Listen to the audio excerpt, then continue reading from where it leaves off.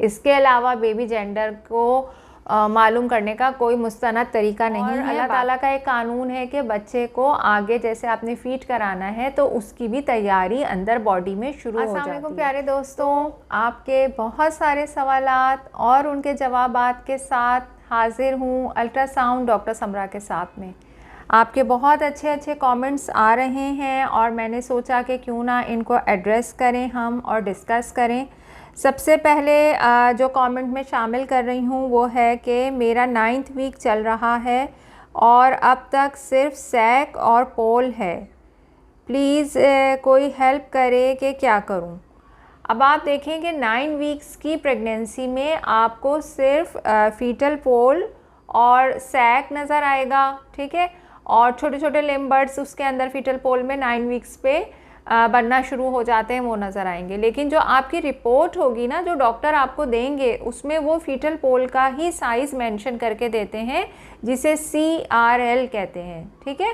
तो 9 वीक्स की प्रेगनेंसी में इतना ही नज़र आता है और हार्ट बीट आपको नज़र आएगी, वो उसमें मेंशन करेंगे कि कार्डियक फ्लिकर या हार्ट बीट जो है वो बच्चे की वो प्रेजेंट है। तो इसके अलावा आपको और कुछ वो मेंशन नहीं करेंगे। तो this report is enough for 9 weeks. तो आपको कुछ करने की ज़रूरत नहीं है, आप खुश रहिए और अपनी प्रेगनेंसी को एंजॉय कीजिए। अच्छा, नेक्स्ट हमारे पास है ट्विन प्रेगनेंसी से रिलेटेड, ये है कि डाइकोरियोनिक डायएमनियोटिक ट्विन्स में जेंडर सेम या अलग अलग होते हैं। अच्छा, अब ये देखें कि डायकोरियोनिक डायएमनियोटिक ट्विन प्रेगनेंसी में क्या होता है, डाई यानी 2 प्लासेंटा होते हैं और दोनों बेबी के 2 अलग अलग सैक होते हैं। तो दोनों बेबी समझे बिल्कुल एक दूसरे से डिफरेंट होते हैं, बस सिर्फ ट्विन्स होते हैं। तो इसका मकसद ये कि वो एक साथ अपनी प्रेगनेंसी का वक्त जो है वो यूट्रस में गुजार रहे होते हैं और उनकी बर्थ भी जो है वो एक साथ होती है। तो इसलिए वो सेम जेंडर के भी हो सकते हैं इत्तफाकिया तौर पे, और वो डिफरेंट जेंडर के भी हो सकते हैं। मेरी अपनी खाला के घर जो है वो डाई ट्विन्स हुए थे और वो दोनों बॉयज़ थे। अच्छा, मेरे अपने जो है वो जेठ के घर जो है वो डाइकोरियोनिक डायएमनियोटिक जो हैं वो ट्विन गर्ल्स हैं, यानी दोनों जो हैं वो बेबी गर्ल्स हैं। इसके अलावा मैं लातादाद ऐसे स्कैन्स कर चुकी हूँ जिसमें डायएमनियोटिक डाइकोरियोनिक ट्विन प्रेगनेंसी में एक बेबी गर्ल होती है और एक बेबी बॉय होता है, और जो है वो कपल बहुत खुश हो जाता है क्योंकि एक साथ बॉय और गर्ल दोनों मिल जाते हैं, ठीक है। कमेंट अब शामिल करते हैं कि ये मैंने जो अभी लास्ट वीडियो आपके कमेंट पे ही बनाई थी कि लो लाइंग प्लासेंटा के बारे में आप लोग जानना चाह रहे थे, तो वो ज़रूर वॉच कीजिएगा कि मेरा भी लो लाइंग प्लासेंटा है। और मैम, क्या डिप्रेशन की वजह से बेबी को कोई तकलीफ़ हो सकती है या नहीं, क्योंकि मैं बहुत डिप्रेशन में रहती हूँ। और आगे भी था इनका कमेंट, लेकिन मैं उसको अपनी आज की इस वीडियो में शामिल नहीं करना चाह रही। तो कुछ ये परेशान हैं अपनी फैमिली की तरफ से, ये कुछ डिप्रेस हैं। तो देखें, इनको भी मैंने यही जवाब दिया था कि आप प्रेग्नेंट हैं और आप जो है वो एक न्यू लाइफ को जो है वो दुनिया में अब आने वाली है ना आपके ज़रिए। तो अगर आप खुश रहेंगी तो वो एक हेल्दी लाइफ जो है वो आप दुनिया में लाने के काबिल हो सकेंगी। कोई भी डॉक्टर, कोई भी अल्ट्रासाउंड, कोई भी शख्स जो है वो आपके बच्चे को हेल्दी नहीं रख सकता जब तक इसके लिए आप खुद एफ़र्ट नहीं करेंगी।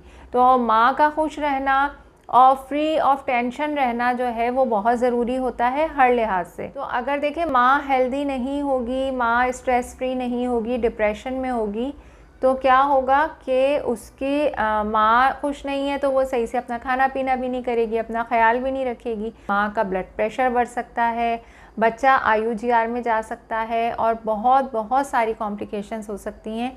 तो सबसे इम्पॉर्टेंट काम जो आपने करना है वो ये कि मदर को ड्यूरिंग प्रेगनेंसी जो है वो खुश रखना है। अच्छा, नेक्स्ट जो है वो 2 कमेंट शामिल कर रही हूँ, तकरीबन दोनों सेम है कि डॉक्टर समरा तो क्या ये सच है कि लेफ़्ट में गर्ल होती है। और नेक्स्ट इसी से रिलेटेड है, देखें मैम, क्या बेबी गर्ल लेफ़्ट साइड ही होती है। अच्छा, अब देखें, मेरी समझ में नहीं आता कि आप लोग लेफ़्ट और राइट जो है वो किसे कहते हैं। यूट्रस जो होता है जब वो पेल्विस से ग्रो करता है और प्रेगनेंसी एडवांस होती है तो यूट्रस जो है वो सेंटर ऑफ द एब्डोमेन में ग्रो कर रहा होता है और इस तरीके से एक डोम शेप स्ट्रक्चर जो है वो पूरे आपके एब्डोमेन में बड़ा सा यूट्रस आ जाता है और उसके अंदर बेबी होता है। अब बेबी की जो पोजीशन होती है वो मैं आपको इतने सारे अल्ट्रासाउंड वीडियोस दिखा चुकी हूँ। उसमें ज़ाहिर है कभी बेबी की स्पाइन ऊपर होती है, कभी स्पाइन नीचे होती है, कभी सर नीचे होता है, कभी सर ऊपर होता है, ठीक है। कभी अगर बच्चा इस तरह बैठा हुआ है अंदर तो उसकी लेग्स और जो अपर लिम्स होते हैं वो इस साइड होते हैं, लेफ़्ट साइड पे होते हैं, और अगर वो इस साइड से बैठा हुआ है तो उसके लिम्स इस साइड होते हैं। तो आप लेफ़्ट साइड कहते किसको हैं, ठीक है। तो ये तो हम डिटरमिन कर सकते हैं कि स्पाइन लेफ़्ट साइड पे है या स्पाइन राइट साइड पे है, लेकिन इससे बिल्कुल भी ये नहीं पता चलता कि बच्चा गर्ल होगी या बॉय होगा, है ना।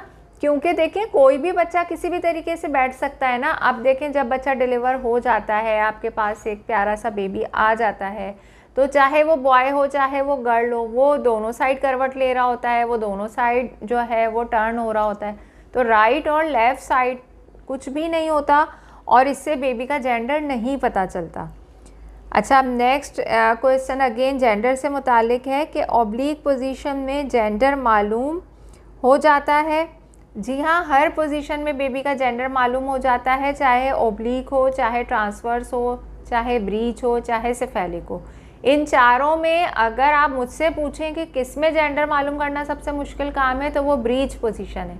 ब्रीच पोजीशन में गलत जेंडर मालूम होने का भी ख़तरा होता है। ये नेक्स्ट कमेंट जो है वो बहुत इंटरेस्टिंग आया है, वो ये कि मैम मेरे यूरिन टेस्ट एसिडिक आया है, और फिर इन्होंने अपने यूरिन टेस्ट के अंदर जो है ना कोई सोडा टेस्ट किया और फिर उसमें कह रही हैं झाग नहीं बन रहे, तो क्या लड़की होगी।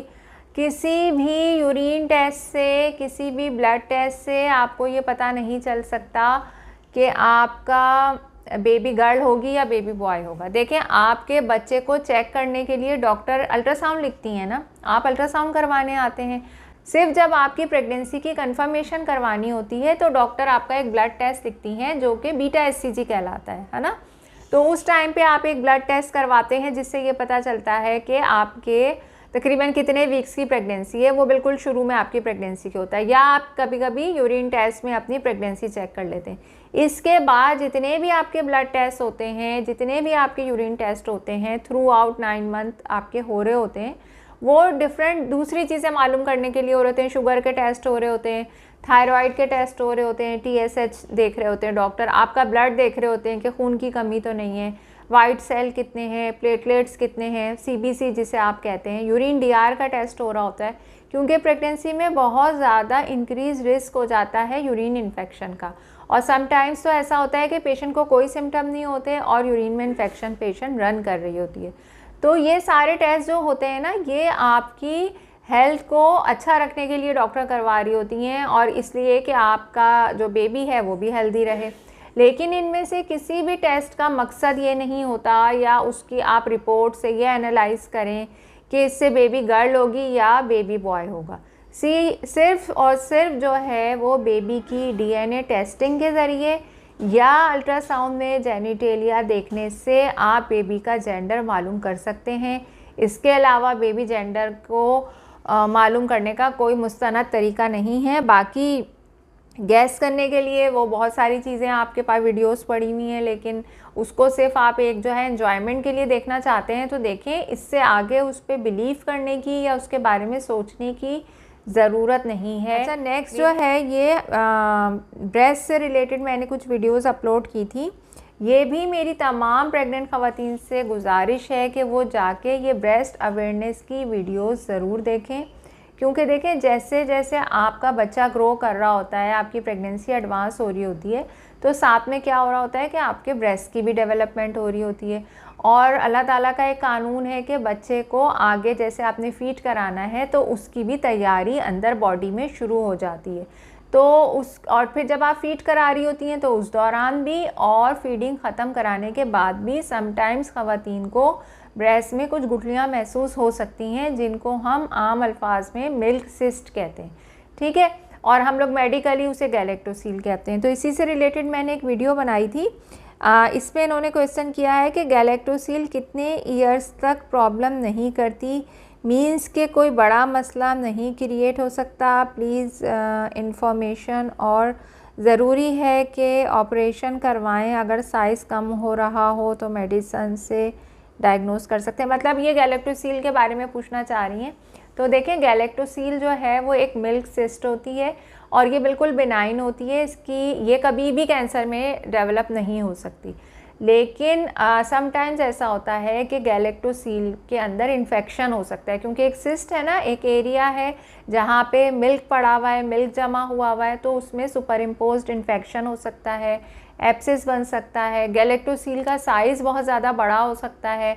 जब वो बहुत ज़्यादा साइज़ बड़ा हो जाएगा तो वो उसके रप्चर होने के चांसेस होते हैं। तो इस किस्म की कॉम्प्लिकेशंस गैलेक्टोसील में डेवलप हो सकती हैं। तो एक तो ये कि आप गैलेक्टोसील से रिलेटेड ये जो मिल्क सिस्ट की मेरी वीडियो है ये ज़रूर वॉच करें। और सेकंड ये कि आपको अगर इस किस्म की कोई भी प्रॉब्लम ब्रेस्ट में ड्यूरिंग फीडिंग या ड्यूरिंग प्रेगनेंसी या जो है वो प्रेगनेंसी के बाद आपको महसूस हो रही है, तो फ़ौरन जाके आप अपनी ब्रेस्ट के डॉक्टर को दिखाइए और फिर अगर वो एडवाइस कर रही हैं तो ब्रेस्ट का अल्ट्रासाउंड करवा लें।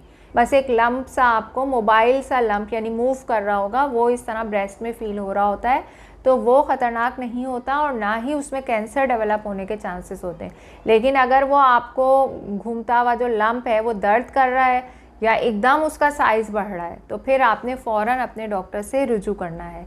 अच्छा, ऐसी ही बहुत सारी मालूमाती वीडियोस जानने के लिए, देखने के लिए आपको करना है चैनल को सब्सक्राइब और सारी जो इम्पॉर्टेंट वीडियोस हैं उनको वॉच करना है और उनको अच्छे से वॉच करना है कि मैं उसमें आपको क्या मालूमात प्रोवाइड कर रही हूँ। अपना बहुत ख्याल रखना है। मज़ीद आप क्या जानना चाहते हैं कमेंट सेक्शन में मेंशन करना है।